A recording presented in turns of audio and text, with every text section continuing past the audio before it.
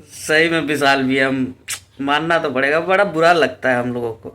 बड़ा एकदम अभी उदास उदास सा समय चल रहा है। मेन बात है कि विधायक जी 48 घंटे में एक बार लाइव आते हैं। मतलब 48 घंटे में मतलब एक दिन में, उनके हिसाब से तो एक दिन का 48 घंटा होता है ना। हमारे हिसाब से 72 घंटे का होता है। तो इसीलिए हम लोग भी थोड़ा स्लो हो गए अभी वीडियो बनाने में।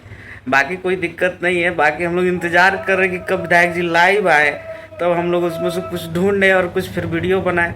हम लोग को भी टॉपिक नहीं मिल रहा है कि क्या ही बनाए अभी वीडियो, किस चीज़ पे इनको रोस्ट किया जाए।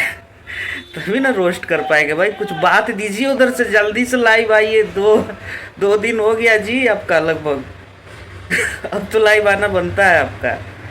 बाकी भाई लोग मन नहीं लग रहा। आप ही लोग बताइए, आप लोगों का मन लग रहा है क्या? हम कमेंट में आके बताइए कि कैसा लग रहा है। अभी आप लोगों को सुना सुना सा तो लग रहा होगा। बाकी एक कॉल रिकॉर्डिंग पता नहीं क्या क्या दिखाया जा रहा है। विशाल सिंह को धमकी दिया गया है और उनको गाली दिया गया, ये हो सब फर्जीवाड़ा है ये सब ऐसा कुछ नहीं हुआ।